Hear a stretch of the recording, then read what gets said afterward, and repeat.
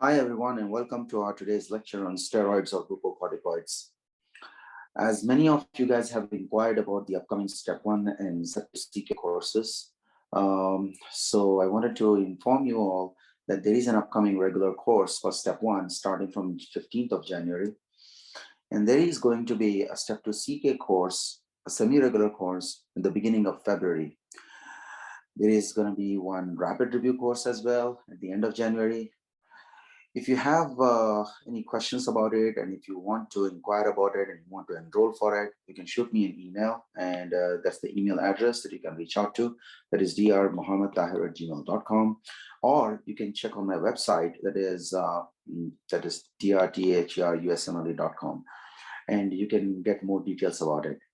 So in our today's lecture, we're going to discuss about the steroids or glucocorticoids. Steroids or glucocorticoids, in our today's lecture, it's going to be more of, it's going to be from step 1 as well as step 2 CK point of view. It's going to be a little bit lengthy or longer video. I would recommend you, if you are getting tired of listening for long, then you can just pause the video, or you can just break down into parts, as I got a chance to record today itself. So I just wanted to finish off in one go, and I wanted to cover up in one lecture today itself. So steroids or glucocorticoids, from step 1 point of view, it's going to be of a biochemistry or molecular biology. There will be an integrated approach to physiology, pathophysiology. Lastly, from the pharmacology point of view, it's going to be more of an adverse effects rather than the indications. The reason being, again, it's understandable because you must be aware of that steroids are actually going to reduce the inflammation. So there are like huge number of indications for it. Either you talk about the as an anti-inflammatory, or as in the case of an autoimmune disorders, or immunomodulators, or like in patients who are undergoing transplant and so on, or maybe the cancer patients. So what we will try to do is that we will try to cover these areas as the farm is concerned. We'll be mainly focusing on the adverse effects. And from the step 2 CK point of view, we will be discussing more in the clinical settings from the internal medicine point of view, how steroids are responsible for major adverse effects, and how it can influence or affect our management strategy. Because as you know, it's like more of a management point of view that we usually discuss about step 2 CK. So without further ado, let's just start with the first thing about the steroids. So talking about the steroids, the first thing I'm going to talk about is hormones. We know that the hormones, they're broadly classified into 3 different categories. One is going to be your peptide hormone, or steroid hormones, or the amine hormones. Peptide hormones, the precursor for peptide hormone, we know it's amino acids. For the steroid hormone, the precursor is cholesterol. Cholesterol is the precursor for steroid hormones. And the amine hormones, the precursor is tyrosine. We know that these are going to be your catecholamines. Catecholamines like norepinephrine and epinephrine, or dopamine. Now these amine hormones, the precursor is tyrosine. One more important thing to understand is that peptide hormones, they are fast acting. Peptides are fast acting, right? Peptides are also stored in large quantity. Steroid hormones, they are slow acting. The reason because they are synthesized on demand. Steroid hormones are synthesized on demand. Amine hormones, we will be discussing in detail about it in general pharmacology and all that stuff later on. But right now, let me just add one very important and crucial point. The example of steroid as well as peptide hormones is the thyroid hormone. This is one of the common questions that is tested in your USMLE step 1. Thyroid hormones have the property of peptide as well as steroid. The property of peptide hormone is that these thyroid hormones are stored, whereas the property of steroid hormone for thyroids or thyroid hormone is that we know one thing about the steroid hormones, that the receptors are intracellular. Whereas for the peptide hormones, the receptors are present on the cell surface. So another property which is common between thyroid hormones and the steroid hormones is that the receptors are intracellular for the thyroid hormone. So just make sure you remember about the differences between these hormones. As we understand that the cholesterol, which is basically the precursor for steroid hormones, we know that the cholesterol can be either a dietary cholesterol. So whatever the cholesterol that you take in your diet, this could be one of the source. But what if you are not having sufficient cholesterol in your diet and you are taking your body is going to synthesize its own cholesterol. So there will be a synthesis of cholesterol. Now, normally we know, let's say, for example, this is one of the cell, hypothetically, let's say hepatocytes. On the surface of the hepatocytes, there are specific receptors which are present, which are going to be your LDL receptors. And these LDL receptors, they are constantly uptaking the cholesterol from the plasma. In a way, sufficient cholesterol is available for the cell. But what if the plasma cholesterol is going to deplete? If the plasma cholesterol starts going down or starts depleting, then the cell has to synthesize its own cholesterol. Cell has to synthesize its own cholesterol. This is logical. If you don't have sufficient cholesterol available, then the cell has to synthesize its own cholesterol. Now, why? The reason is because cholesterol is necessary for various different functioning. Cholesterol is necessary. The question is also that where exactly the steroids are synthesized in which particular organelle. It is your smooth endoplasmic reticulum. Smooth ER is the site of steroid synthesis. Steroid synthesis also occur partly in the mitochondria. So what we actually understood is that inside the organelles, inside which particular organelles the steroid hormone synthesis occurs, it's going to be in the smooth ER. Now, smooth endoplasmic reticulum, smooth ER is also the site of metabolism of xenobiotics. Metabolism of xenobiotics. Xenobiotics chemicals, metabolism of toxins, poison or drugs. And not to forget, lastly, that this is the site of the enzyme, glucose 6-phosphatase, your von Gerke's enzyme. The von Gerke's disease, von Gerke's enzyme, glucose 6-phosphatase, it is present in the smooth ER. So steroid hormone synthesis occurs in the smooth endoplasmic reticulum. As I said, it can also occur in the mitochondria. Coming to the most important point, what if the body is not having sufficient cholesterol available in your diet, then how are you going to make the cholesterol? This is a sequence, and the precursor for the cholesterol synthesis is acetyl-CoA. Now remember that the coenzyme A, which is present, this is also derived from vitamin B5. You might have studied about vitamin B5, which is pantothenic acid. One of the common side effects, can you recall? Vitamin B5 or pantothenic acid. Guys, I'm going to ask some questions in the middle. Just to answer it, you can pause the video, right? And you can answer if you remember it. If not, consider that you learned. So vitamin B5, pantothenic acid, one of the important side effects you might have studied about is adrenal insufficiency. Now you should remember here that adrenal gland is basically the one which is going to synthesize cortisol. And the synthesis of cortisol basically occurs from the adrenal gland, but vitamin B5 is actually responsible for the synthesis of coenzyme A. So coenzyme A basically transfer of the acyl group, which is the job of vitamin B5 to synthesize acetyl-CoA. If there is a deficiency of vitamin B5, needless to say, the individual is going to have adrenal insufficiency. Now coming to the important point, what happens to the acetyl-CoA? Acetyl-CoA is converted to acetoacetyl-CoA. This would give rise to HMG-CoA. HMG-CoA would give rise to mevalonate.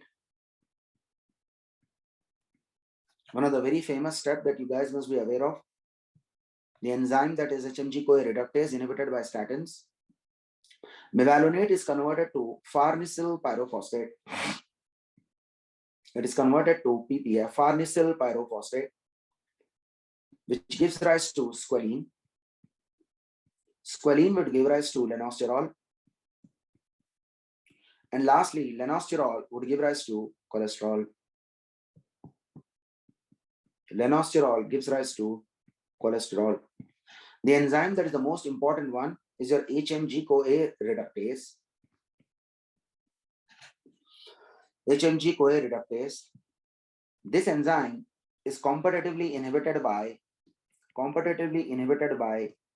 statins. So they are competitive inhibitors of HMG-CoA reductase enzyme, the KM rising. Farnesyl pyrophosphate, just need to remember, this is necessary for N-glycosylation of proteins. So when the proteins, remember, they are synthesized, there is an N-linked glycosylation occurring. Where does it occur? N-linked glycosylation occurs in endoplasmic reticulum. N-linked glycosylation occurs in endoplasmic reticulum. Keep in mind, O-linked glycosylation occurs in Golgi. I didn't say that's the only O-linked occurs only in Golgi, only has O-linked glycosylation. There is also N-linked glycosylation in the Golgi, but O-linked is specific for Golgi. So farnesyl pyrophosphate is necessary for N-linked glycosylation of proteins. This is also necessary to make coenzyme Q. Farnesyl pyrophosphate synthesizes coenzyme Q, which is also called as CoQ or CoQ10 or ubiquinone, one and the same. If you recall from your electron transport chain discussion, remember that the electrons are actually transferred from series of steps from different complexes, the complex 1, 2, 3, 4, and 5. From different complexes, as the electrons are passed down, coenzyme Q happens to be one of the mediator. That's why many individuals, they actually take coenzyme supplements over the counter available, which would be helpful in synthesis of ATP. Because this is what actually happens in your electron transport chain. When your electrons are donated downstream, this is the oxygen is the final acceptor of electrons, and there will be proton gradient generated or created, and ATP will be synthesized. So the point to actually understand is that this acetyl-CoA is one of the major important precursor for this. Synthesis occurs in the smooth endoplasmic reticulum. Mitochondria is also one of the important sites. This I'll be mentioning again one more time when I'm going to discuss about the adrenal glands. Coming to the another important aspect related to steroids or glucocorticoids, and that is, by the way, we know that the cholesterol, basically it is necessary for the cell membrane. Cholesterol is also necessary for the synthesis of, we know that I already mentioned, the steroid hormones. Now, steroid hormone synthesis occurs in the gonads. It also occurs in the liver, gonads, in the liver. That's why these tissues, they have abundant of smooth ER. Abundant of smooth ER. The smooth endoplasmic reticulum is present in abundance in these tissues because they require cholesterol. They are synthesizing steroids. That's why there is a lot of smooth ER in these tissues. One thing also you might have studied that cholesterol is also responsible for the synthesis of vitamin D. It is also necessary for the synthesis of bile acids. Bile acid synthesis. So what we studied, just for the quick recapitulation, we talked about the hormones divided into peptide, steroid, and amine hormones. Peptides are fast acting. They are stored. Their receptors are present on the cell surface. Steroids are slow acting. They are synthesized on demand. The precursor is cholesterol.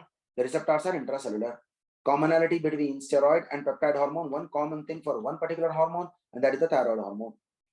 Thyroid hormone is having the property, it is stored in large quantities, as well as the receptors are intracellular. Amine hormones precursor is tyrosine.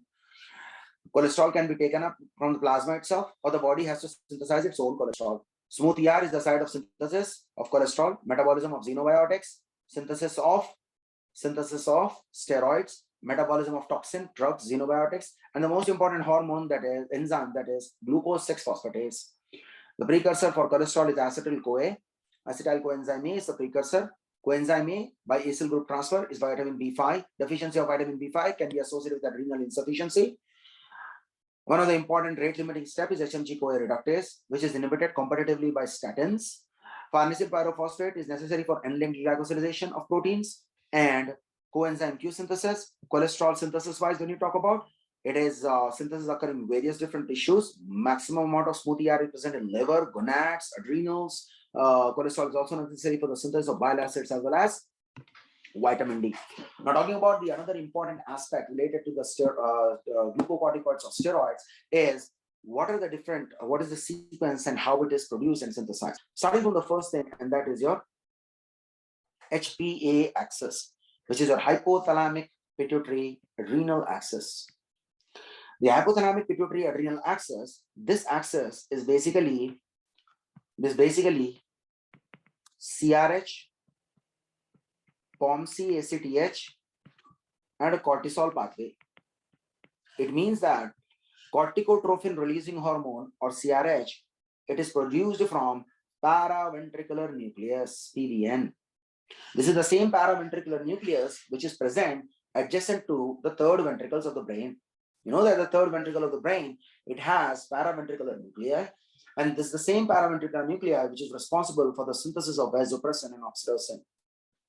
Now, from the paraventricular nucleus, this CRH that is produced, this CRH is going to stimulate the anterior pituitary. From the anterior pituitary, when it targets, the receptors that are present are G protein coupled receptors. These are GS coupled receptors. You know that the G protein enzyme second messenger pathway, if you study that these are your GS coupled receptors, adenylate cyclase enzyme, cyclic AMP second messenger, and protein kinase A pathway. So let's say this is the G protein coupled receptors. CRH comes and stimulates this particular receptor in the anterior pituitary. And from the anterior pituitary, we get POMC. POMC is basically a major complex. It is broken down into pro-opiomelanocortin. Pro-opiomelanocortin. So pro basically, name itself says it's a pro-hormone. That means it's a precursor hormone. It's going to be further broken down. Opio, I think as if it's like opioid-like. And when you remember opioid-like, you first think about endorphins. That means it's going to cause euphoria. Melano is beta MSH. Melano is beta MSH, melanocyte stimulating hormone. Melanocyte stimulating hormone is responsible to stimulate the melanocytes and it's responsible for its growth. Cortin, lastly, it's your adrenocorticotropic hormone or ACTH. So when the ACTH is produced from the anterior pituitary, the same ACTH is going to the adrenal gland. It goes to the adrenal gland, and in the adrenal gland, it is also responsible to stimulate GS coupled receptors. So again, nothing special, no difference. CRH as well as ACTH, both are having GS coupled receptors. And these GS coupled receptors, the same sequence wise, if you study about this, it is responsible to activate one of the important enzyme or stimulate one of the important enzyme, which is your desmolase. Desmolase is one of the important enzyme present, which is responsible for the synthesis of the cortisol. Now, one thing I wanted to actually share here is just like the same thing. Let me just share that picture or image with you guys. If you see in this particular image, what I just explained here, from the hypothalamus, the CRH produced into the anterior pituitary. From the anterior pituitary, ACTH, which is released, stimulates the adrenal cortex, and then it is adrenal cortex, from the adrenal cortex, which is the site of synthesis of steroid hormones. Let me just add one very crucial and important thing as far as the adrenal gland is concerned. Adrenal gland is having layers. The outermost layer of the cortex is the outer cortex and inner medulla. Outer cortex and inner medulla. The cortex is derived from, so question, cortex is derived from mesoderm. The question for medulla is derived from neural crest. Neural crest. Now, when you talk about the cortex, before moving to the cortex, the first and foremost thing that you got to remember is your outer capsule. So whenever you see different layers, whenever you see a sectional view that they give you, or the histology or the specimen or sectional view they give you, and they ask you that what exactly is that particular layer, what hormone it's going to produce, make sure that you first count from the outermost to the innermost. The outermost is going to be capsule. First rule out the capsule and then go with the cortex. So when you see the cortex is having three important layers, and that is GFR. It's a very common mnemonic. I hope you are aware of this. That is outermost is zona glomerulosa, fasciculata, and the reticularis.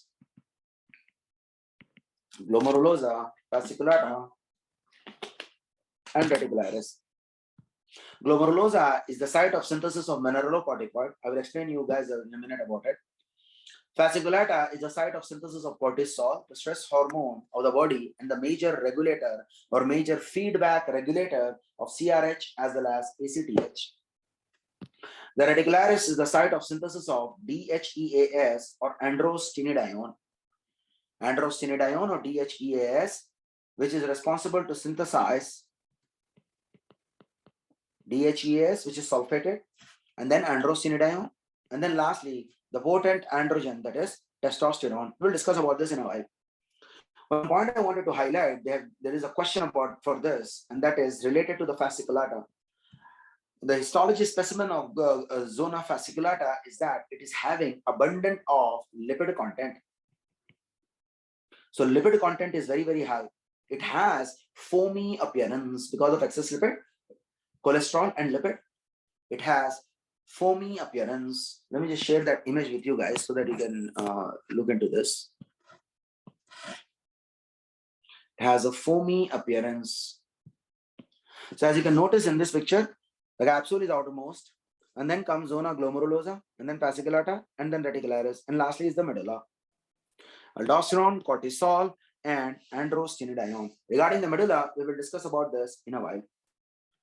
So let's just start from the first thing, and that is the outermost layer, and that is your cholesterol. The first and foremost is cholesterol. So cholesterol, which is present, it is converted to pregnenolone. Cholesterol is converted to pregnenolone. The enzyme that is responsible for that is desmolase. One thing that you have to understand is that there is an important component that is regulating the cholesterol, and that is called as STAR. STAR stands for steroidogenic acute regulatory protein. Steroidogenic acute regulatory protein.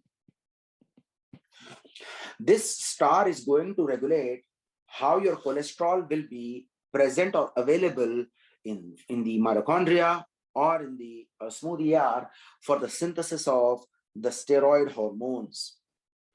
The desmolase enzyme that we see, it is the one which is stimulated by ACTH. You remember I just mentioned about this. Not to forget that this desmolase is going to be inhibited by, very common question, ketoconazole. Inhibited by ketoconazole. Now we know about this ketoconazole. So it's easy to remember, guys, that it is inhibiting because you know that ketoconazole is a cytochrome P450 enzyme inhibitor. There are various different cytochrome P450 enzyme inhibitors, very classic and common question that is asked in exam. Cytochrome P450 enzyme inhibitors, they're going to inhibit the metabolism of the drug. So if there is another drug that is metabolized through cytochrome P450 pathway, it could be, let's say, 3A4 pathway, then the drug interaction can lead to toxicity of the drugs. Enzyme inhibitors cause toxicity, whereas enzyme inducers cause failure of therapy. So there are various different cytochrome P450 enzyme inhibitors. One is the drug like ketoconazole. We have protease inhibitors. We have grapefruit juice. This is very common in individuals who are taking statins. And they also wanted to reduce the cholesterol, and they consume grapefruit juice. And then acute alcohol. Remember, not chronic alcohol. Chronic alcohol is a cytochrome P450 enzyme inducer. The others are like, for example, omeprazole. Omeprazole is a cytochrome P450 enzyme inhibitor. Or metronidazole, sulfonamides, cimetidine, ciprofloxacin, chloramphenicol,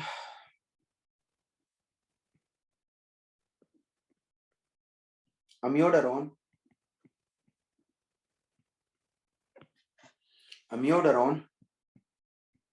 valproic acid or sodium valproate,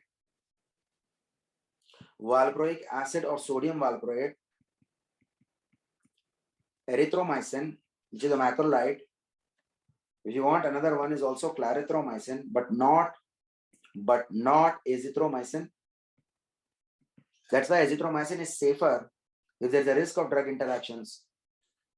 And azithromycin is that's why also safer in pregnancy, because it's a water soluble, not a lipid soluble. These are the drugs which are cytochrome P450, or even like if you want isoniazid,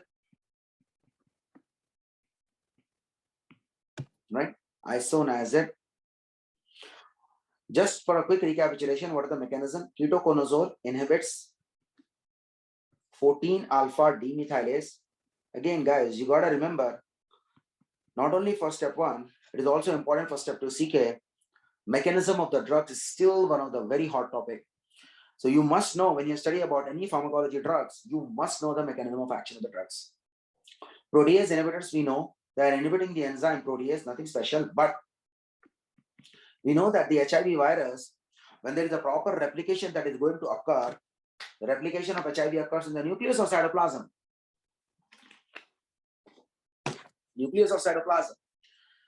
Now we know that HIV is an RNA virus, but despite being an RNA virus, it replicates inside the nucleus. So replication occurring inside the nucleus, remember, retrovirus and influenza virus are the two important viruses, which are RNA viruses that replicate inside the nucleus. Whereas the DNA virus, which is only DNA virus that replicate in the cytoplasm, is the pox virus. So when the HIV virus is going to replicate inside the nucleus, it's going to synthesize a bunch of proteins, and the translation occurs. When the protein is synthesized, it's a long polypeptide. So I have process of splicing and alternate splicing, and then when the protein will be synthesized, it's going to be in the form of a long polypeptide. So the protease enzyme is responsible to break it down, and then later on packaging event occurs. That protease enzyme is inhibited by your protease inhibitors like ritonavir, atazanavir, right, fosamprenavir, all those other drugs. Right now, grapefruit juice, nothing to add here. Acute alcohol, nothing to add here. Omeprazole is, we already know, it's a proton pump inhibitors. Metronidazole, right? Now, metronidazole is basically, you should remember that this is basically responsible to generate nitro-free radicals. Right? Nitro-free radical. Sulfonamide inhibits the enzyme dihydropteroate synthetase.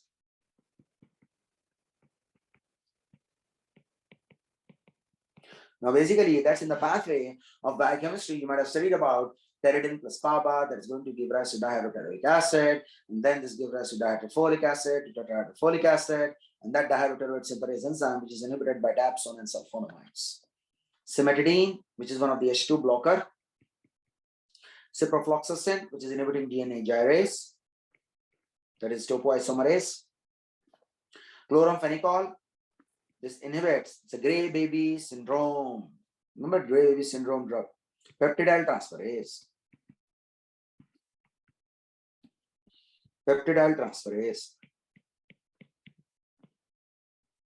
Now, amiodarone is one of the class 3 antiarrhythmic drug.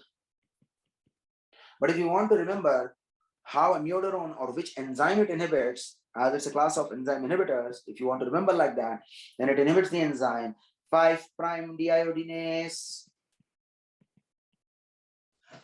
5' deiodinase. Sodium valproate or valproic acid, it's going to block sodium channels, just like the sodium channels which are inhibited by phenytoin and carbamazepine. Valproate is also responsible to inhibit GABA transaminase.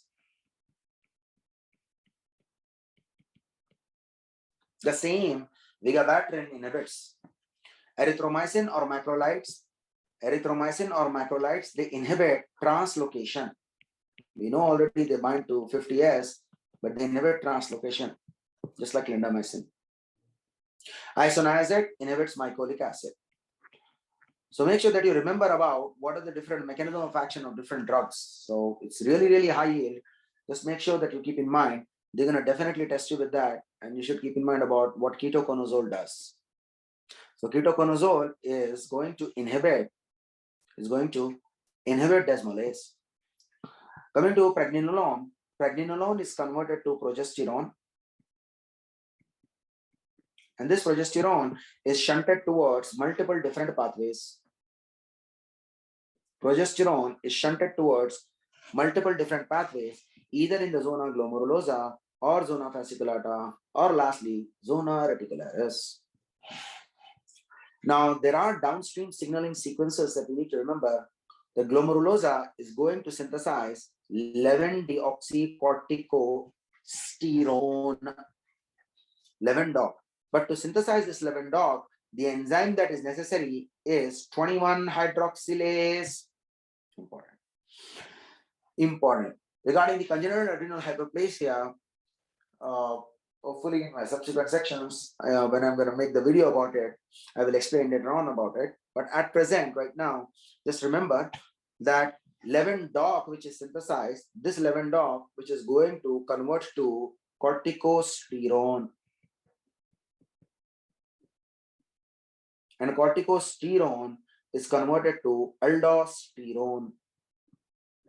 The enzyme that is playing the role is going to be 11-hydroxylase. And corticosterone to aldosterone synthesis, name itself says, easy to understand, aldosterone synthase. This same aldosterone synthase, which is actually stimulated by angiotensin 2. Angiotensin 2. From the fasciculata, if you talk about, there are 3 important hydroxylases, that is 17-hydroxylase and our old friend 21-hydroxylase as well as 11-hydroxylase.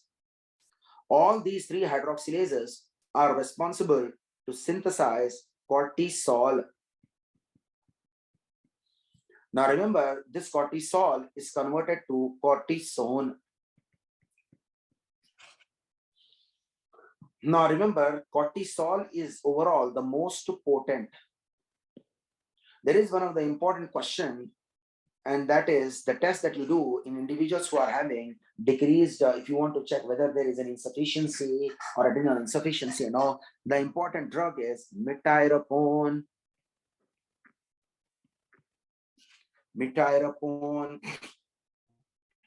Cortisol to cortisone conversion is inhibited by glyceretinic acid. Now, one of the very common question in exam, they have asked this question in your UL also, or in different Q banks, you will see that this is one of the very hot topics. Glyceretinic acid or licorice, the brown root. So individuals who consume glyceretinic acid or licorice, they're going to have increase in accumulation of cortisol. And when the cortisol is accumulated, various different physiological response that is going to cause, like increase in blood pressure, increase in heart rate, increase in blood sugar levels, increase in triglycerides, increase in body temperature, and so on and on and on. With all things that you see about the cortisol, you will see in individuals who are taking glyceretinic acid or licorice. In the zona reticularis, the only important enzyme that you have to remember is 17-hydroxylase. The 17-hydroxylase is responsible for the synthesis of the sulfated one, I already told you guys, DHEAS, right? Or which is going to give rise, that is DHEAS is dehydroepiandrosterone, which is going to give rise to androstenedione, which is going to give rise to testosterone. Now, keep in mind one very important thing, that the androgen is going to give rise to estrogen. So you're going to get the estrogen here. Of course, it's not the most potent estrogen. Most potent estrogen that's going to be synthesized, it's going to be the ovaries in the female. So just make sure that you remember about that this particular pathway, how ACTH and desmolase and everything, how they work, right? So what did we study until now? Just for the quick recapitulation, we talked about the HPA axis, CRH, pro-opiomelanocortin, ACTH production. ACTH stimulates the adrenal gland. Adrenal gland, remember, from outermost to the innermost, from outermost capsule, then comes cortex, then comes innermost medulla. Cortex is derived from mesoderm, and the medulla is derived from neural crest. Foamy appearing, remember, for the fasciculata, foamy appearance, excess lipid content which is present. Ketoconazole, which is cytochrome P450 enzyme inhibitor, inhibits the enzyme 14 alpha demethylase. Other drugs are like protease inhibitors, grapefruit juice, acute alcohol, omeprazole, metronidazole, sulfur drugs, cimetidine, ciprofloxacin, chloramphenicol, amiodarone, valproate, erythrochlorid, isoniazid. Mechanism you must remember, which is one of the very high yield stuff. The next is to remember cholesterol regulator is steroidogenic acute regulatory protein. It is going to regulate to what pace or how much cholesterol is needed to be sent from the mitochondria from inner to outer. From in the mitochondria from outer to inner, how much cholesterol should go, it is regulated by star. The next is desmolase enzyme, which is responsible to convert cholesterol to pregnenolone. Pregnenolone is converted to progesterone, which can be shunted towards the glomerulosa or fasciculata or the reticularis. In the glomerulosa, it is going to be the first is levodoc. Levodoc is going to ultimately give rise to corticosteroid, which is giving rise to aldosterone by enzyme aldosterone synthase, stimulated by angiotensin 2. Stepwise, remember, first step requires 21 hydroxylase, second step requires 11 hydroxylase, and then the fasciculata we have 17, 21, and 11. Metyrapone inhibits 11 hydroxylase. Cortisol is converted to cortisone. This is inhibited by glyceridinic acid or licorice. In individuals taking glyceridinic acid or licorice is going to increase the cortisol levels, leading to various different physiological response. 17 hydroxylase is responsible to synthesize sulfated DHEAS or androstenedione or testosterone. These androgens are going to ultimately give rise to estrogen. Now, when you talk about the cortisol, we just need to first study about what exactly this cortisol is going to do as a physiological response, right? So when the physiological response, when you talk about cortisol, is responsible to increase the blood pressure, it can increase the heart rate, it increases the blood sugar levels, it increases the triglyceride content. But cortisol is responsible for breakdown of proteins. So basically, the glucogenic amino acids are actually necessary. Those glucogenic amino acids are less available because cortisol is also responsible for gluconeogenesis. Cortisol is also responsible to increase the core body temperature. Cortisol or glucocorticoids, they are also responsible to decrease the inflammation. Now, one of the very classic is how they're going to reduce the inflammation. They love to test this. So make sure that you remember about this. Inflammation is going to reduce. We will discuss one by one in detail. Cortisol is responsible to inhibit interleukin 2. Interleukin 2 is one of the important cytokines which is responsible for maturation of T cells. Now, as I said, today's discussion on and off, we will come across the general pharmacology or general immunology or microbiology stuff. Some of the other topic that we will come across with integrated approach, we will cover it simultaneously with regards to steroids topic. The next is also that, remember, steroids are responsible to reduce the inflammation. They inhibit the release of histamine from mast cells. Inhibits the release of histamine from mast cells. Remember, mast cells, they degranulate and release histamine, and that is inhibited by steroids or glucocorticoids. Yeah. Now, maturation of the T cells. Maturation of T cells. I just wanted to add up here before proceeding that because of inhibition of interleukin 2 and inhibition of maturation of T cells, steroids are responsible for apoptosis of lymphocytes.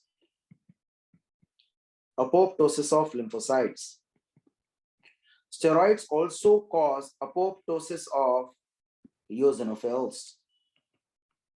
So what steroids are doing? They cause lymphopenia. Steroids cause eosinopenia. But the most important, steroids increase neutrophil count, i.e. they are responsible for neutrophilia. Mechanism by which they cause neutrophilia is that steroids inhibit cell adhesion molecules. Now, those are the cell adhesion molecules which are responsible, they are responsible for adhesion, they adhere, and then the neutrophils are consumed. Like, because of which it is the steroids are responsible for falsely elevated neutrophil count or neutrophilia. Remember, in the general pathology, the margination, enrolling, adhesion, transmigration, diabetes, chemotaxis, opsonization, phagocytosis, right? So in that, the adhesion which is going to occur, that adhesion step is inhibited by steroids. Even lithium is one of your drug that reduces margination actually. Bottom line is that steroids are responsible to cause neutrophilia, lymphopenia, eosinopenia.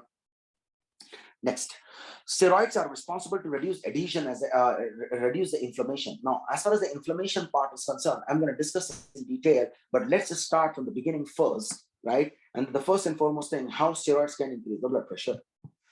Steroids increase the blood pressure because they have an important action, what is called as permissive action. Permissive action. Permissive action is basically, let's say there is a drug A which is present. The presence of drug A is necessary for the complete or proper action of drug B. So in this particular example, steroids upregulate alpha-1 receptors. Steroids upregulate alpha-1 receptors. So when the alpha-1 receptors are upregulated by glucocorticoids or steroids, it is going to ultimately increase the blood pressure. Steroids are basically, when you talk about epinephrine, for example, epinephrine or even norepinephrine, it binds to alpha-1 receptors. So basically, steroids is making these alpha-1 receptors available for epinephrine to bind. It is permitting epinephrine to bind. That's your permissive action. So that increases the blood pressure. But not only here, steroids are also responsible to increase the blood pressure by increasing the epinephrine synthesis. One of the very classic exam question. What if they ask you about how epinephrine is going to increase in individuals who are having persistently elevated glucocorticoids or steroids, or patient taking an exogenous steroids, or individuals who are having autoimmune disorders like SLE and they are already on management of steroids, or the steroids that are increased due to, let's say, Cushing's disease, which is from the pituitary gland. There's an excess amount of ACTH produced that is going to stimulate the adrenal gland and more cortisol will be synthesized. And the mechanism that is there is basically from the tyrosine pathway, phenylalanine tyrosine pathway. This pathway you will come across in different examples. So basically, phenylalanine is converted to tyrosine, and tyrosine, which is giving rise to dopa, and dopa is converted to dopamine, and dopamine is giving rise to norepinephrine, and norepinephrine ultimately gives rise to epinephrine. Now we know that here is your phenylalanine hydroxylase, here is your tyrosine hydroxylase, here is your dopa decarboxylase, and here is your dopamine beta hydroxylase, and here is your PENMT, phenylethanolamine N-methyltransferase. It's an important one. It's an important one. Now, phenylalanine hydroxylase, basically tetrahydrobiopterin is a cofactor necessary. Here also tetrahydrobiopterin, which is a cofactor required for activity of tyrosine hydroxylase. Now remember, dihydrobiopterin gives rise to tetrahydrobiopterin. And that is mediated by the enzyme dihydrobiopterin reductase, DHBR. Dopa decarboxylase. Decarboxylation reactions require vitamin B6. Dopamine beta hydroxylase require vitamin C. PENMT, as I told you just now, that cortisol increases the activity of PENMT, phenylethanolamine N-methyltransferase. Now, phenylethanolamine N-methyltransferase is responsible for transfer of the methyl group. Where do you get this methyl group from? You get that methyl group from SAM, which is S-adenosyl methionine. S-adenosyl methionine, which converts to S-adenosyl homocysteine, so that the methyl group is donated, and the transferase enzyme help in transfer of the methyl group. This methyl group will be picked up, and norepinephrine, once methylated, converts to epinephrine. Right. So important to remember here, there are a couple of questions in your exam, and they asked that what if a patient is having Sheehan's postpartum pituitary necrosis? The individual is going to have Sheehan syndrome, and the pituitary gland is being necrosed. And when there is a pituitary necrosis, they ask which particular hormone or which particular neurotransmitter will be decreased. There is a decrease in epinephrine here. They give option of serotonin, histamine, and so on. Norepinephrine and all those different dopamine. But epinephrine is basically, we know why, because in the pituitary necrosis, there is no ACTH, and no ACTH means no cortisol. No cortisol means no conversion of norepinephrine to epinephrine. So those are the few important things and the important aspects, how steroids are responsible to increase the epinephrine concentration. They increase the upregulation of alpha-1 receptors, and they are increasing the blood pressure. The next is how steroids, if you see here, increases the blood sugar. I mean, heart rate, of course, the sympathetic drive, we can consider like that. Epinephrine concentration is increased. Epinephrine binds to beta-1 receptors as well. Steroids are responsible to increase the blood sugar levels. They increase the blood sugar levels. Remember, they are responsible for insulin resistance.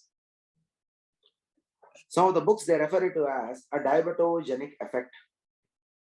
A diabetogenic effect. Steroids are responsible for a diabetogenic effect. Now, how they are increasing the glucose levels? One of the classic is gluconeogenesis. Steroids are going to increase gluconeogenesis. Now, for the gluconeogenesis, you should remember the most important enzyme that the steroids are responsible to increase the activity is what is your PEP carboxykinase PepsiK. I wanted to mention one very classic and important thing, that is the PEP carboxykinase activity is not only increased by steroids, but glucagon as well. So glucagon and steroids, they increase the activity of PEP carboxykinase. There's a question in your Q banks. Make sure that you remember about what is the mechanism. And I will explain to you guys about it now. The mechanism that you have to remember is how steroids are going to increase is that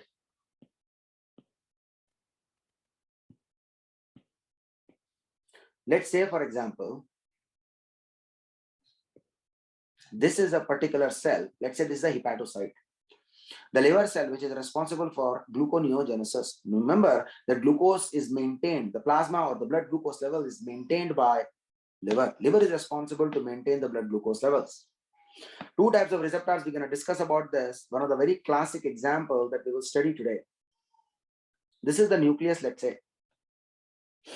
Now, starting from the outermost, what is entering inside? I told you about that the steroids or glucocorticoid, they have the receptor which are intracellular. So cortisol, the receptors are intracellular. So it has to enter inside the cell and binds to the receptor. One of the important type of receptor that you have to keep in mind is the receptor. The type of receptor is zinc finger receptor. Very important. So they are having zinc finger motifs, just like fingers opening, and the receptor is that's the side that cortisol comes and binds. Zinc finger receptor. Now, just to add a side note, that zinc finger receptor is not only for cortisol, but one of the hot topics that you have to also remember, it is also for PPAR. PPAR stands for peroxisome proliferative activated receptor. Now, this is basically for the lipid synthesis and all. Remember that the PPAR alpha and PPAR gamma, that is alpha for fibrates and gamma for thiazolidinediones. Now, they also have zinc finger receptors. Now, once the cortisol binds to the receptor, the hormone receptor complex is formed. I repeat, it's very classic, it's important question. They've asked this in the NBMEs as well.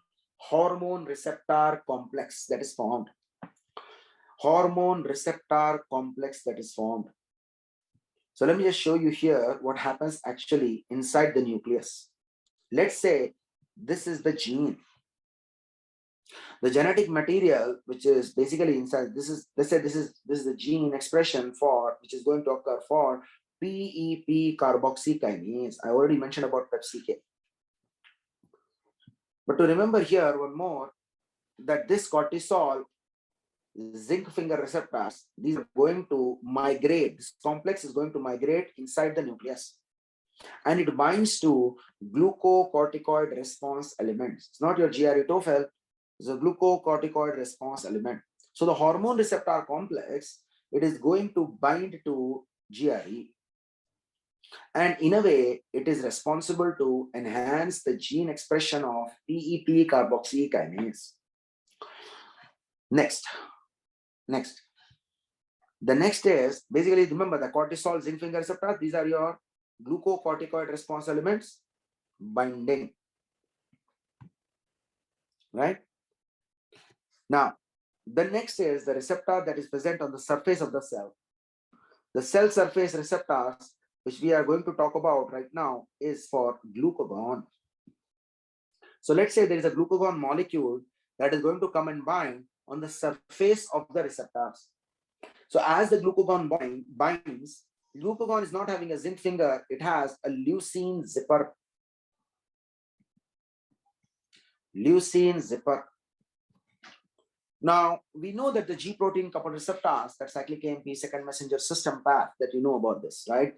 So basically, it increases the cyclic AMP and it binds to cyclic AMP response elements, right?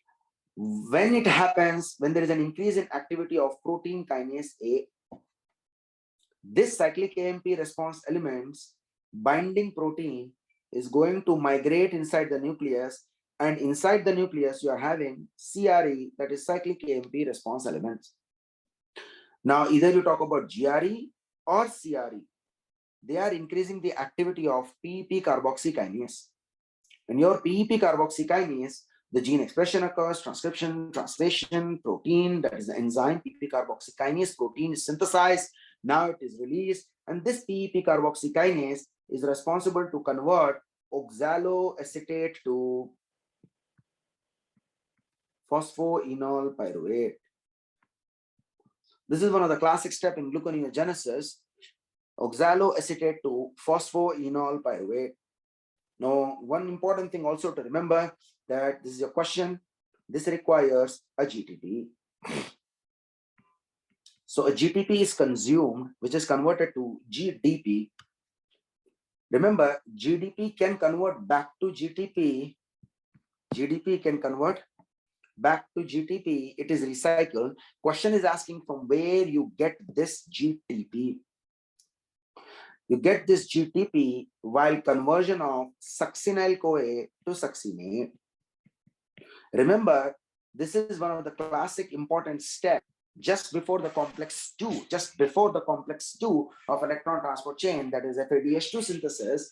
Succinyl-CoA was converting to succinate and it was generating a GTP. So you get the GTP from here, which is utilized in conversion of oxaloacetate to phosphoenol pyruvate. And that is basically PEP. Once it is formed, it will back up until it will synthesize the glucose, the 2-phosphoglycerate, 3-phosphoglycerate, 1,3-bisphosphoglycerate, glyceraldehyde 3-phosphate, fructose 1,6-bisphosphate, fructose 6-phosphate, glucose 6-phosphate, and finally glucose will be made. Now that is a backing up of steps in gluconeogenesis. So now these are the important steps that are occurring, how cortisol is responsible for increasing the blood glucose levels of gluconeogenesis. So remember, what did we study today? Until now, just for a quick recapitulation, cortisol is also having a permissive effect, increases the blood glucose, blood pressure. It upregulates alpha-1 receptors, the epinephrine can bind. It also increases the synthesis of epinephrine. Sequence-wise, the synthesis of phenylalanine to tyrosine to dopa to dopamine to norepinephrine to epinephrine. Important cofactors, important enzymes, hydroxylases, decarboxylases, dopamine beta hydroxylases, PNMP, phenylethonolamine, and methyl transferase, very important. Methyl group is transformed, getting from SAM. SAM is converted to SAH, and cortisol is helping this. Dihydrobiopterin gives rise to tetrahydrobiopterin by reduction, right? The next thing to remember is that how these steps are going to occur. I hope you guys understood. If remember, this is one of the very classic and important topic, because they like to and love to test this from the molecular biology point of view. They ask this question about how the p-carboxykinase and everything is synthesized as far as the job of steroids is concerned. The next thing to also remember, that the steroids are also responsible to increase in breakdown of proteins. Now, breakdown of proteins, that means I wanted you guys to understand that steroids, they decrease the muscle cell differentiation, right? Steroids, they decrease the muscle cell differentiation, right? Steroids, they decrease muscle cell differentiation, right? They decrease the protein synthesis. They decrease the protein synthesis. One of the important signaling cascade that the steroids inhibit is IGF-1. They inhibit IGF-1. Now, as far as the growth factor is concerned, remember, the steroids are actually going to inhibit something called as AKT. This is one of the topic in your step 2 CK also. They inhibit AKT, right? Now, this AKT is one of the intermediate step of PI3 kinase AKT mTOR pathway. PI3 kinase AKT mTOR pathway. Now, what exactly happens in this particular pathway? Let's just look into this. So, for example, let's say a hypothetical example that you are having a particular growth factor which is going to come and bind to its receptor. The intracellular site of the receptor which is present, it is going to undergo phosphorylation, but this phosphorylation is mediated by PI3 kinase. PI3 kinase. Now, kinase is responsible for phosphorylation of target proteins. Now, this phosphorylated one is going to convert something called as phosphatidyl inositol bisphosphate, PIP2. Phosphatidyl inositol bisphosphate, PIP2. This PIP2 is converted to PIP3. Easy to understand. This phosphate moiety or molecule is attached here. Now, after this PIP3 is formed, it is responsible to then activate AKT. AKT is going to induce further downstream signaling by activation of mammalian target of rapamycin. Mammalian target of rapamycin. And this mTOR, which is basically responsible for entering inside the nucleus, mTOR enters inside the nucleus, and this is responsible for the synthesis of various different components of the proteins which are responsible for cellular survival, and it is going to also decrease apoptosis, cellular survival, cellular growth, and so on.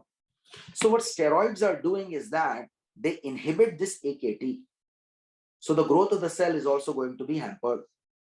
Now, I wanted to add up one important thing here, that phosphatidyl inositol triphosphate, PIP3, there is a very important regulator in our body, which is one of the tumor suppressor protein.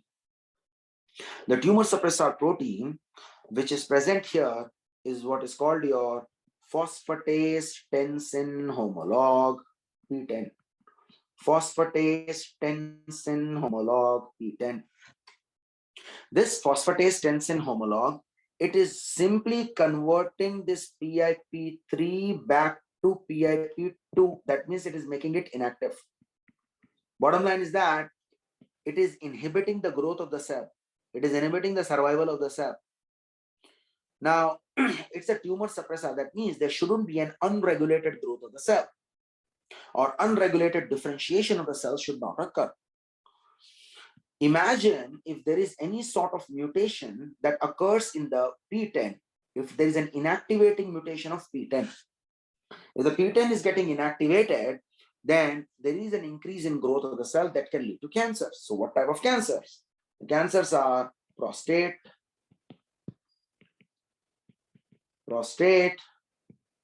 P10 prostate, breast, endometrium. Right? So just remember, steroids are going to inhibit AKT. AKT signaling is one of the serine-threonine kinase. It has serine-threonine kinase activity, right? So that's the way steroids are responsible to decrease the cellular growth, decrease the muscle mass. Basically, it can decrease the muscle cell differentiation.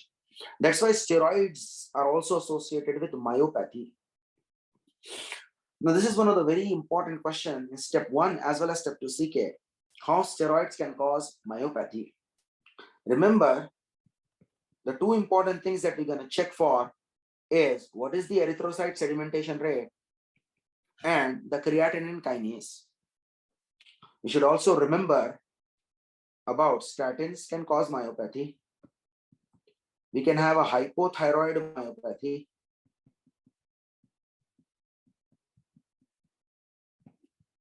We can have inflammatory myopathies.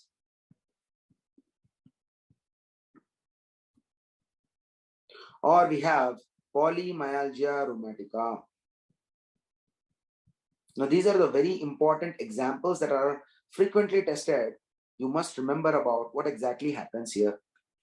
So steroids, there is a normal erythrocyte sedimentation rate. Remember, ESR is elevated in most of the inflammatory reactions. Creatinine kinase levels are also normal. Steroid-induced myopathy, there is no elevation of creatinine kinase. Erythrocyte sedimentation rate is also normal. Statins, normal ESR, there is no inflammation. But muscle breakdown do occur and there is an elevated creatinine kinase. Hypothyroid myopathy, there is normal erythrocyte sedimentation rate, but the creatinine kinase will be elevated. Inflammatory myopathies, it's an inflammatory reaction, there is an elevated ESR. ESR is elevated in major inflammatory diseases like polymyositis or dermatomyositis or myopathic diseases. Creatinine kinase is also elevated. Polymyalgia rheumatica, on the other hand, ESR is elevated, but creatinine kinase is normal. I want you guys to remember the most important thing is for these two.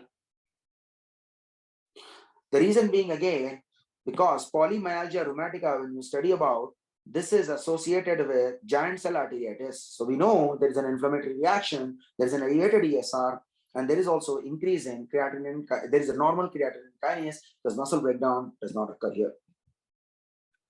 The next important thing to remember, this is one of the very important questions in your step 1 and step 2 CK as well. Multiple questions are there from the step 2 CK point of view. So what we studied here, just quickly recapitulate what we studied here. We talked about this particular signaling cascade for the growth factors. Growth factors, phosphorylation with the help of PI3 kinase, which converts PIP2 to PIP3. That will be activating AKT, and then mTOR. mTOR activation, which is mammalian target of rapamycin, which is sirolimus rapamycin, right? mTOR, right? This mTOR is going to migrate inside the nucleus, and then that will be inhibiting the apoptosis, and cellular survival and growth occurs. P10, which is phosphatase tensin homolog, it converts back PIP3 to PIP2, and that is defective. It's a tumor suppressor gene. It is defective in patients with prostate cancer, breast cancer, and endometrial tumors. Myopathy is association, important to remember. Steroid can cause steroids. There is normal ESR and normal creatinine kinase, and polymyalgia rheumatica, elevated ESR and normal creatinine kinase. Now, steroids are also responsible to inhibit inflammation. When they inhibit inflammation,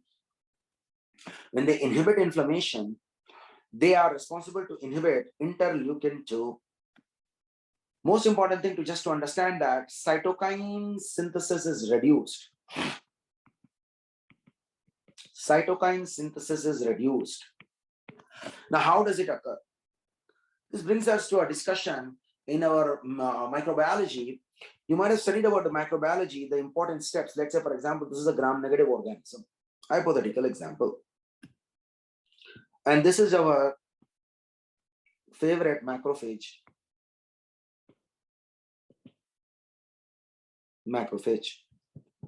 Now, these macrophages, this gram-negative organism, remember, usually they express on the surface certain specific patterns, what is called as pathogen-associated molecular patterns, or PAMs. These PAMs are usually going to interact with toll-like receptors. The CD molecule, or cluster differentiating molecule, encoding for it is CD14.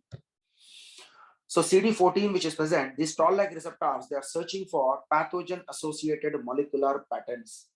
So upon interaction with these toll-like receptors, upon interaction with PAM for this toll-like receptor, there is a downstream signaling cascade occurring.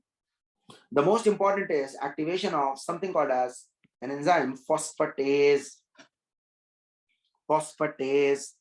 Now, what exactly that phosphatase is going to do, we're going to discuss about it. Remember that this phosphatase, which is present, it is responsible to break down a complex. There is a transcription factor which is present here, what is called as nuclear factor kappa B, NF-kappa B. It's a transcription factor. There is a complex of NF-kappa B bound to inhibitory kappa B or I-kappa B. So name itself says inhibitory kappa B or I-kappa B inhibits nuclear factor kappa B. That means it does not let nuclear factor kappa B to get free and migrate inside the nucleus. Now, upon activation of phosphatase, this I-kappa B, NF-kappa B complex is broken down. So when this is broken down, I-kappa B gets separated and NF-kappa B also gets separated. NF-kappa B migrates inside the nucleus. I-kappa B, which is getting separated, it undergoes, it's a question, remember, it undergoes ubiquitination. You might have studied about the ubiquitin tagging of proteins. This ubiquitin tagging of proteins, which is going to occur in order that there is a destruction of protein inside the proteasome. So once this I-kappa B undergoes ubiquitination, it undergoes destruction. Now, the reason why we are talking about it at present is because, remember, steroids increase I-kappa B activity. Steroids increase I-kappa B activity. In other words, steroids, they are inhibiting NF-kappa B. What will happen if NF-kappa B is inhibited? Under normal circumstances, this nuclear factor kappa B, which is a transcription factor, it is responsible for transcribing and gene expression of the major cytokines like interleukin 1, 6, and TNF-alpha. Now, these cytokines will further take care of the inflammatory reaction, but the point to remember is that steroids, they are inhibiting NF-kappa B by enhancing the activity of I-kappa B. One more important function I wanted to add up for NF-kappa B. NF-kappa B is also responsible to stimulate, enhance the gene expression of cyclooxygenase 2, important. Cyclooxygenase 2, COX-2. The synthesis of COX-2 is increased or enhanced by NF-kappa B or nuclear factor kappa B. Now, what is the role here? Just to make it clear, phospholipid arachidonic acid pathway, you might have studied about that. Arachidonic acid pathway is going to synthesize prostaglandins and leukotrienes. We are not going into detail of this pathway, but the point to remember is that cyclooxygenase, COX-2, let's say, it is going to synthesize prostaglandins, which is taking care of inflammation. Prostaglandins are responsible to induce inflammation, right? For pain or increase in core body temperature or increase in vascular permeability, all other functions of prostaglandins. Steroids, they are going to inhibit COX-2. Mechanism, by inhibiting NF-kappa B, by enhancing I-kappa B, again, same theory. Steroids are increasing I-kappa B, which is inhibiting NF-kappa B, so that no COX-2, no prostaglandins. But not to forget, steroids also inhibit phospholipase A2. When you inhibit phospholipase A2, there is not only shutting down of prostaglandins, but also leukotrienes will be shut down, right? So that is the important thing to remember, how steroids are reducing the inflammation. Steroids are also responsible to delay wound healing. Delay wound healing. They decrease the activity of fibroblasts. Steroids decrease the activity of fibroblasts. Delayed wound healing, it is easy to understand that if there is a delay in the wound healing, then there is also increase in risk of infections. That is surgical site infection. Very important. That is your step 2 CK point of view. This is an important question. But remember about it increases the risk of surgical site infection. I mean, infection risk is increased by steroids by many of the opportunistic infections, for example, right? Fungal infections, opportunistic fungal infections you might have studied about, like for example, candida, like for example, dermatophyte, candida, dermatophyte, other dermatophyte, or aspergillus, or PCP. But last but not the least, and the most important, TB reactivation. TB reactivation is going to occur. So make sure that if you start patients on steroids, make sure you check for the past history of tuberculosis. You might have studied about this, one of the very common question. Remember, the TNF-alpha inhibitor drugs, the monoclonal antibody drugs like infliximab, adalimumab, certolizumab, golimumab, all these drugs, or not to forget, etanercept. Now, all these drugs are also inhibiting TNF-alpha, and in a way, reactivation of TB occurs. Remember, TNF-alpha and interferon gamma are the major granuloma forming cytokines. These cytokines are responsible to maintain the granuloma. If you're going to inhibit it, then there is a reactivation of TB. So that's why if you start the patients on steroids, make sure that you check whether the individual was having, or the individual is having a history of TB and so on, right? Steroids are also associated with other like delays wound healing. You can remember like the skin manifestations. Remember, steroids are associated with increase in risk of senile purpura. There's a step 2 CK question on this. Senile purpura. Steroids are also associated with increase in risk of acne, increase in risk of folliculitis,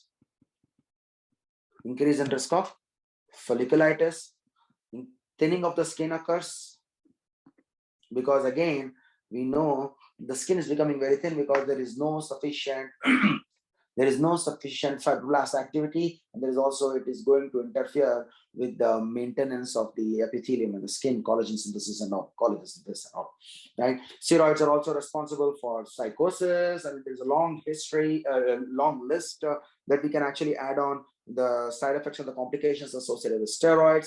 Steroids are also associated with the bone complications that you study. The bone complications, steroids are decreasing the activity of osteoblast. Now, this is one of the very important topic, because this is not only step 1 but also step 2 CK. They ask this question: how steroids are responsible for, let's say, for example, they can cause osteoporosis. Steroids can also cause avascular necrosis. Bone problems we'll study, and then I will explain how blast activity is taken care of. Avascular necrosis. If the healing process occurs, then steroids interfere with the healing. Remember, non-union of the bone. This is a very common question also. Non-union of the bone. Injection of the steroids in the articular cartilage. It's again important step to seek a question. Injection of the steroids in the articular cartilage, it increases the risk of non-gonococcal septic arthritis. or non-gonococcal arthritis, one and the same. So increases the risk of non-gonococcal septic arthritis or non-gonococcal arthritis. So what did we study again? Just for the quick recapitulation, we studied during the inflammatory reaction how steroids are responsible to inhibit the release of cytokines by inhibiting NF-kappa B by enhancing I-kappa B. They also inhibit NF-kappa B by enhancing I-kappa B. In a way, they inhibit COX-2. They also inhibit phospholipase A2. They delay the wound healing. They decrease the fibroblast activity. They increase the risk of surgical site infection. Opportunistic infection also risk increases. Candida, Aspergillus, PCP, and TB most important. TB also for TNF-alpha inhibiting drugs. That is monoclonal antibodies as well as decoy receptor blocker. Etanercept. Etanercept is a decoy receptor blocker. They increase the risk of senile purpura. Senile is age-related purpura, right? So that's why you might have seen some individuals who are on chronic steroids, right? Steroid, or somebody who is an elderly individuals who, if he started on steroids, then it can increase the risk of senile purpuras. Increase the risk of acne and folliculitis, psychosis, thinning of the skin, decrease in blast activity, osteoporosis, avascular necrosis, non-union of the bone, injection of the steroids in the articular cartilage, increase in risk of non-gonococcal septic arthritis. Now, steroids are also responsible for very important thing to remember, how steroids are going to inhibit the blast, decrease the blast activity. What exactly is blast going to do? You know that the precursor blast which is present, and there is a precursor class which is present. And we know the osteoclasts, which are the precursor, which are derived from macrophages, they are bone eaters. So blast activity, remember, osteoblast, one of the important function as far as the osteoblast is concerned, remember, osteoblast, they synthesize something called as osteoprotegerin. And this osteoprotegerin inhibits rank ligand rank interaction, receptor activator of NF-kappa B ligand rank interaction. Now, where is this rank ligand rank interaction necessary to remember? This is in the context of osteoclast, let's say. Now, what is happening here is that osteoclast, what they are doing, they are upregulating a receptor on the surface, which is called as rank receptor. This rank receptor binding is going to be via rank ligand. The moment rank ligand rank interaction occurs, it is causing maturation of osteoclast, which is your osteoclastogenesis. So precursor of osteoclast, they get matured. Rank ligand rank interaction. Your osteoprotegerin comes and interferes with it. Osteoprotegerin comes and interferes. So no osteoclast formation, no bone eating, no bone breakdown. Right? So blast, what they do, they make this. But remember, the bone turnover is necessary. It's not like you make the bone, you don't need the bone breakdown. I mean, this is just the normal process of recycling. So even the blast, they are also responsible to enhance the synthesis of rank ligand.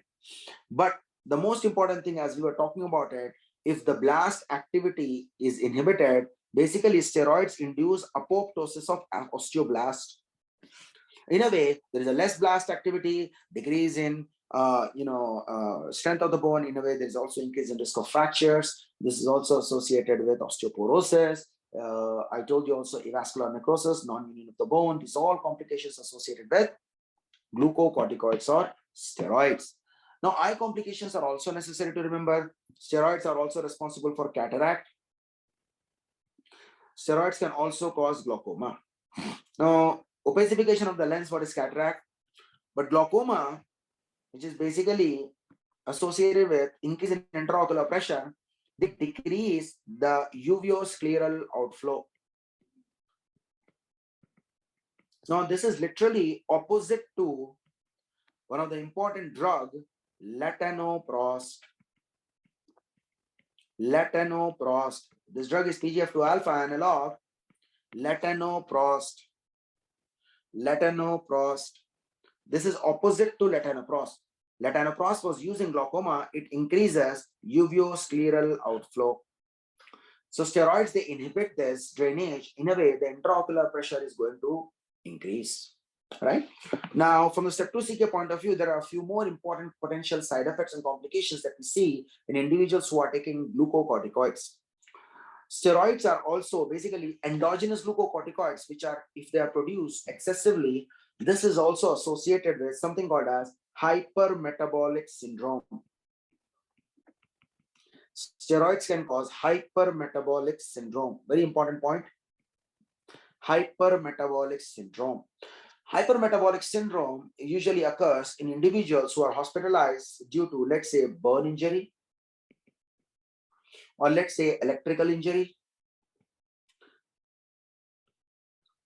Now, burn injury, approximately more than 20% of body surface area, more than 20% of body surface area is already burnt. Also, in the patients who are having, let's say, some sort of inhalational injury, in all these conditions, what happens is endogenous glucocorticoids, catecholamines, and glucagon production is increased. I mean, understandable, guys. When you are having increase in requirement of energy because lots of tissue is getting broken down, healing and the metabolic demand is also going to increase. So body is going to compensate by increasing the production of steroids, catecholamines, as well as glucagon. Now, in this particular scenario, what we try to do is that the management part, right, that we can go for is, one is you can go for grafting, for example, surgical grafting that you can do, right?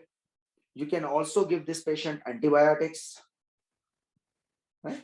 You can give also, because of excess activity or because of too much of catecholamines, you can give propranolol.